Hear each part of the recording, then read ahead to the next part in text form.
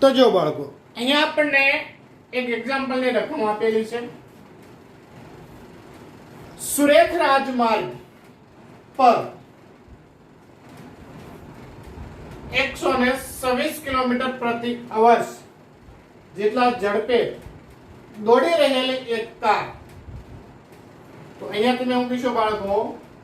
તો કે અહીં v0 ઇક્વલ ટુ 126 કિલોમીટર પ્રતિ અવર ની ઝડપે દોડી રહેલી એક કાર કેટલું અંતર કાપીને ઊભી રાખી છે?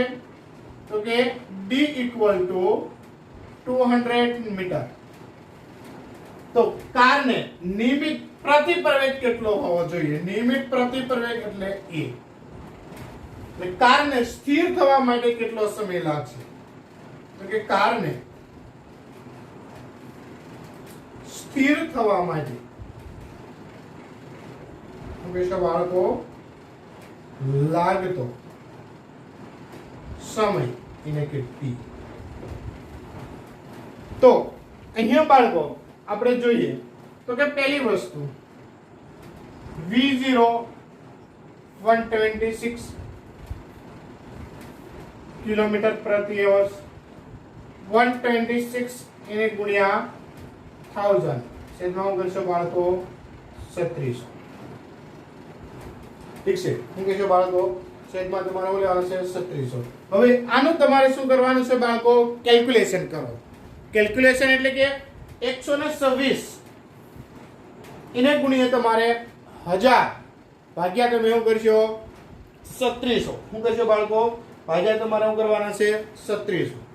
અથવા તો આમ કરજો, આ બિંદુ જાય, આ બિંદુ જાય, આ બિંદુ જાય, આ બિંદુ જાય. 126 અહીંયા તમે 0 લગાડી દો છેદમાં 36. તો આના બરોબર તમારા બાળકો આવશે 35 મીટર સેકન્ડ ઇન્વર્સ. આ તમારો થઈ ગયો બાળકો પ્રારંભિક વેગ. શું થઈ ગયો? પ્રારંભિક વેગ. તો કે આટલા પ્રારંભિક વેગથી તમારો શું છે બાળકો? ગતિ કરે છે. અને કારનો નિયમિત પ્રતિ પ્રવેગ તમારે કેટલો હોવો જોઈએ? એટલે કારને સ્થિર થવા માટે લાગતો તમારે શું લેવાનો છે? સમય. તો કે કાર જ્યારે બાળકો સ્થિર થાય ત્યારે એનો પ્રારંભિક વેગ તમારે શું હોય છે બાળકો? 0 હોય છે. શું હોય છે? કારનો અંતિમ વેગ તમારે શું હોય બાળકો? 0. તો અહીંયા આપણે કારનો શું કહેશો બાળકો? અંતિમ વેગ. શું કહેશો? તો કે કારનો અંતિમ વેગ. શું કહેશો? અંતિમ વેગ v બરોબર હું લઈ લીધો 0. તો કે ગતિનું આપણે શું છે? સમીકરણ શું છે બાળકો? તો કે ગતિના અચળ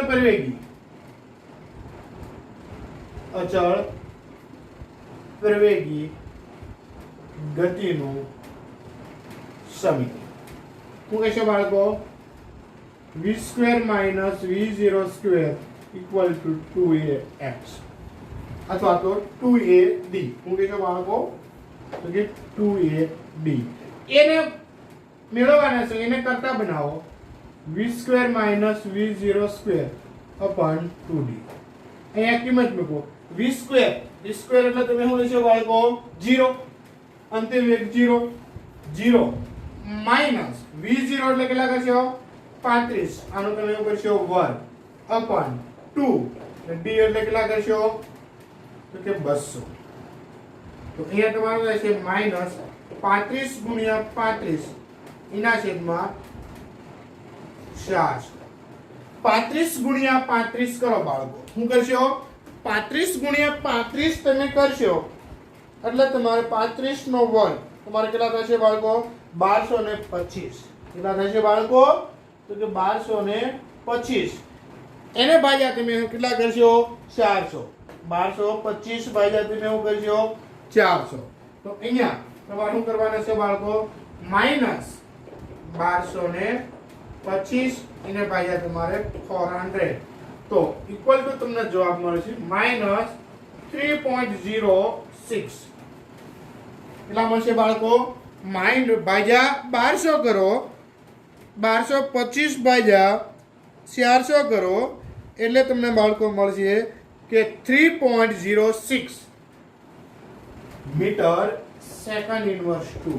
ઋણ નિશાની એવું દર્શાવે છે કે પ્રતિપ્રવેગ છે. શું છે બાળકો? ઋણ નિશાની એવું તમને દર્શાવે છે કે તમારે પ્રતિપ્રવેગ છે. શું છે બાળકો? પ્રતિપ્રવેગ છે. અહીંયા ઋણ નિશાની તમને શું દર્શાવે છે બાળકો? પ્રતિપ્રવેગ. શું કહેશો? ઋણ નિશાની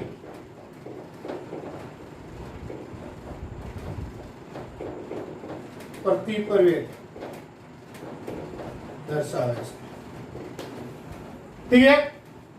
હવે નેક્સ્ટ આપણે જોઈએ તો કારને સ્થિર થવા માટે લાગતો સમય. તો હાલ આપણે બાળકો એની ગણતરી કરીએ.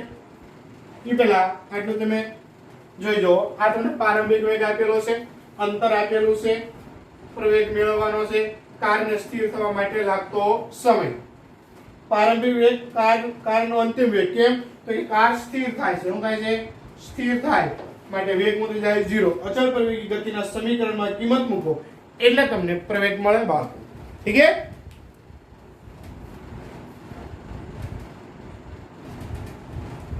હવે જો બાળકો આપણે ગતિનું સમીકરણ લેવાનું છે. શું કહેશો બાળકો? તો કે હવે બીજું આપણે ગતિનું સમીકરણ સમય મેળવવો છે. તો શું કહેશો બાળકો? તો કે હવે v બરાબર v0 પ્લસ at પરથી કાર સ્થિર થાય. શું કહેશો બાળકો? કાર સ્થિર થાય ત્યારે v બરાબર શું કહેશો? 0. તો કે 0 આવે કેટલો તો બાળકો? 35 પ્લસ એ તમને કેટલો મળ્યો છે? તો કે માઈનસ 3.06 અને શું કહેશો બાળકો? t. તો 35 ઇક્વલ ટુ શું કહેશો બાળકો?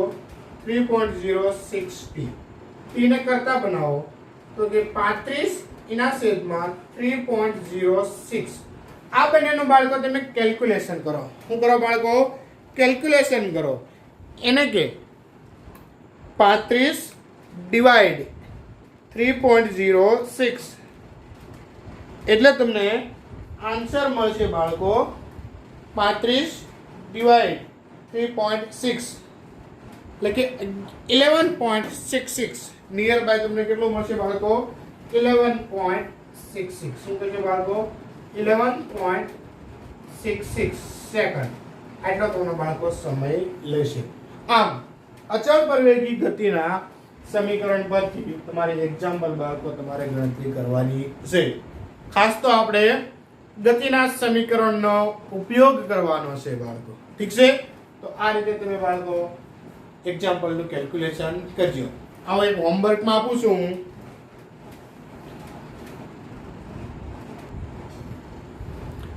તો જો બાળકો અહીંયા તમને કીધું છે એક પદાર્થનું સ્થાન સૂત્ર y = 2/3 t² - 16t + 2 છે.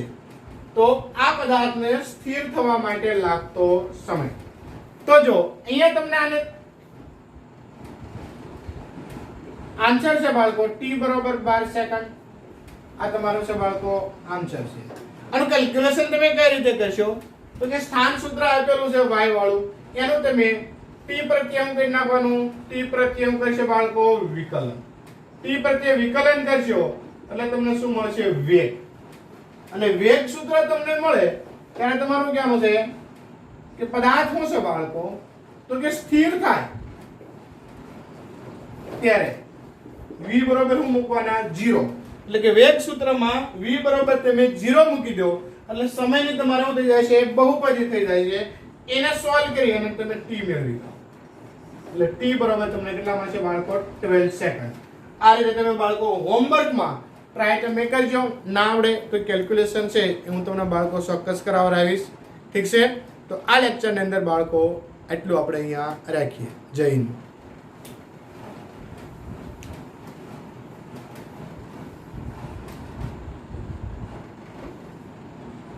તો અહીંયા જો બાળકો તમને એક રકમ આપેલી છે કે જ્યારે કોઈ પરિસ્થિતિ એવી નિર્માણ પામે કે જેથી આપણે ત્વરિત પ્રતિક્રિયા આપવાની જરૂરિયાત ઊભી થાય તો તે ક્રિયા ખરેખર કરીએ તે પહેલા અમુક સમય લાગે છે. શું થાય છે બાળકો? તે પહેલા અમુક સમય લાગે છે. આમ કોઈ વ્યક્તિ અવલોકન કરે, તેના પર વિચાર કરે અને પછી કાર્યવાહી કરે, તે માટે લાગતા સમયને પ્રતિક્રિયા સમય કહે છે. શું કહેશો બાળકો? પ્રતિક્રિયા સમય કહે છે. ઉદાહરણ તરીકે કોઈ એક વ્યક્તિ કાર ચલાવી રહ્યો છે અને અચાનક એક છોકરો રસ્તા પર આવી જાય છે, ત્યારે કારને બ્રેક લગાડ્યા પહેલા જે સમય વીતેલો છે તેને રિએક્શન ટાઈમ કહે છે. શું કહે છે બાળકો? રિએક્શન ટાઈમ એટલે કે પ્રતિક્રિયા સમય. રિએક્શન ટાઈમ પરિસ્થિતિની જટિલતા અને વ્યક્તિ વિશેષ પર આધારિત છે. તમે તમારા રિએક્શન ટાઈમનું માપન એક સરળ પ્રયોગ દ્વારા કરી શકો છો. તમારા મિત્રને એક ફૂટપટ્ટી આપો. શું કહેશો બાળકો? તમારા મિત્રને એક ફૂટપટ્ટી આપો અને તેને કહો કે તે ફૂટપટ્ટી તમારા અંગૂઠા અને બાકીની 4 આંગળીઓ વચ્ચેની જગ્યામાંથી શિરોલંબ પડતી મૂકવાની છે. જેવી ફૂટપટ્ટી મુક્ત પતન પામે કે તરત જ તમે તેને પકડી લો. ફૂટપટ્ટી વડે કપાયેલ અંતર d માપો અને એક વિશેષ ઉદાહરણમાં d બરોબર તમને 21 સેમી તમને મળ્યું હોય તો રિએક્શન ટાઈમની તમારે શું કરવાની છે બાળકો? ગણતરી. હવે હું તમને વાત કરું. માનો કે આપણે ફૂટપટ્ટીની જગ્યાએ આ માર્કર લઈએ. ઠીક છે? આ માર્કર છે એને મારે આ રીતે થોપવાની છે. હવે કોઈ બીજો વ્યક્તિ આવી અને આ માર્કરને અંગૂઠો અને આંગળીઓ વચ્ચે આ રીતે આમ થોપવાનું છે, થોડુંક ડિસ્ટન્સમાં. હવે હું આને મુક્ત પતન કરું અને બીજો વ્યક્તિ છે એ આ માર્કરને શું કરશે? પકડશે. પરંતુ હું મુક્ત પતન કરું અને એ પકડે એ પહેલા જે એને સમય વિશે એનો રિએક્શન ટાઈમ છે એ બાળકો આપણે કહેવાનો છે. ઠીક છે બાળકો? તો રિએક્શન ટાઈમનો આપણે d બરોબર 21 સેમી અંતર લઈ અને આપણે રિએક્શન ટાઈમની આપણે છે એ બાળકો આપણે ગણતરી કરીએ. ઠીક છે? હાલો.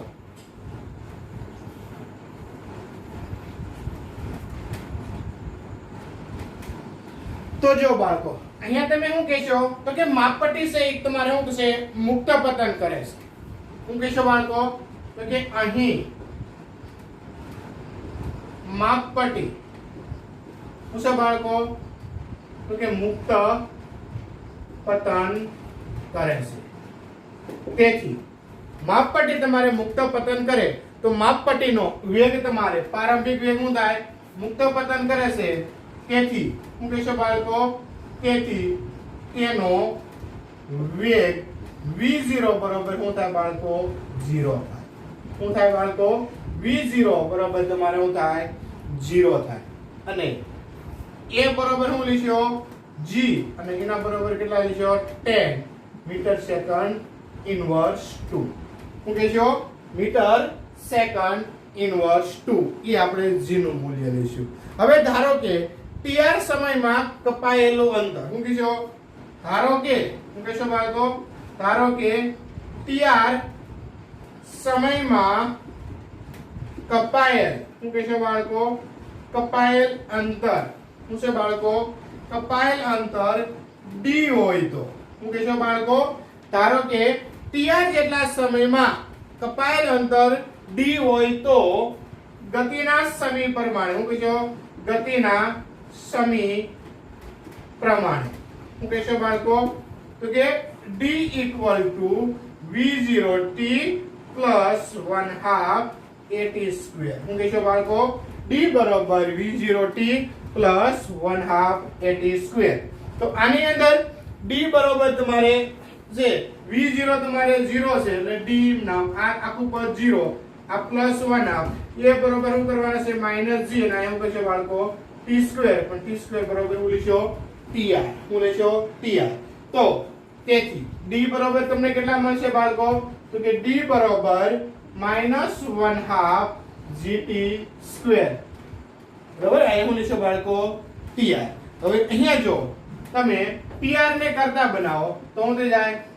tr તો અહીં તમારું શું થઈ જાય? 2d અપન તમારે શું થઈ જાય બાળકો?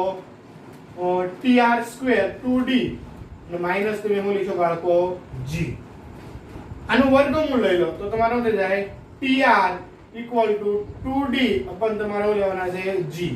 આ તમારે વર્ગમૂળની અંદર બધું મૂલ્ય તમારે કેવું હોય? પ્લસ. તો અહીંયા d બરોબર તમારે કેટલા લેવાના છે? 21. તો કે 21 અને g બરોબર કેટલા લેવાના છે બાળકો? 10. g બરોબર તમારે કેટલા લેવાના છે? 10. આ કહી દઉં d બરોબર 21 સેમી. શું કહેશો બાળકો? d બરોબર તમારે 21 સેમી. g બરોબર તમારે 9.8 મૂલ્ય લેવાનું છે, 10 લેવાનું તમને કીધું નથી. g બરોબર શું લઈ લો? 9. તમે શું લેશો? 8. તો અહીંયા આનું તમે શું કરો બાળકો? કેલ્ક્યુલેશન કરો. પરંતુ આ સેમી છે એને તમારે શેમાં ફેરવવું પડશે? મીટરમાં ફેરવવું પડે. શું ફેરવવું પડે? મીટરમાં. એટલે d બરોબર શું થાય? 0.21 મીટર. તો અહીંયા તમારે 0. શું કરવાના છે? 21 મીટર. તો અહીંયા શું થાય છે બાળકો? 0.21 ઇને ગુણ્યા 2 એટલે 0.42 એના છેદમાં 9. તમારે 8. તો અહીંયા તમે શું કરશો બાળકો કે 0.42 એને ભાગ્યા 9. તમે શું કરો બાળકો? 8 કરો. કેટલા કરજો? 0.42 એને ભાગ્યા 9.8 કરો એટલે તમને મળશે 0.04285.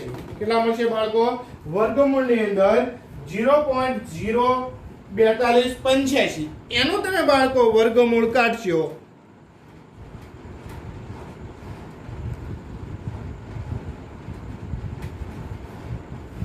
એનું તમે બાળકો વર્ગમૂળ કાઢશો એટલે તમને મળશે 0.207. તો આ તમને શું મળશે બાળકો? tr. 0. કેટલા મળશે? તો કે 0.207 એટલે કે અહીંયા tr બરોબર તમારે શું થાય છે બાળકો? આમ tr એના બરોબર 0.2 સેકન્ડ તમારે થશે. આ તમારે શું મળશે બાળકો? તો કે રિએક્શન સમય એટલે કે પ્રતિક્રિયા સમય. જે રીતે આપણે સ્ટોપિંગ ડિસ્ટન્સ આપણે લેતા કે બ્રેક માર્યા બાદ કપાયેલા અંતરને આપણે શું કહેતા?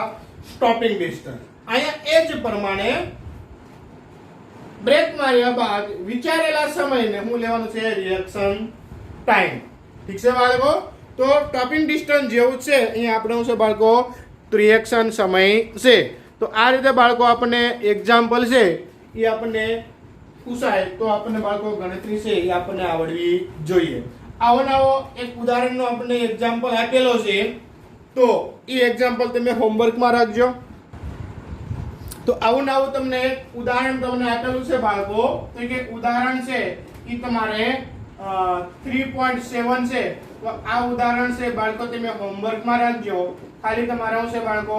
તો કે સૂત્રની છે એ તમારે બાળકો તારવણી કરવાની છે. તો કે સ્ટોપિંગ ડિસ્ટન્સના સૂત્રને તમારે શું કરવાની છે? તારવણી કરવાની છે.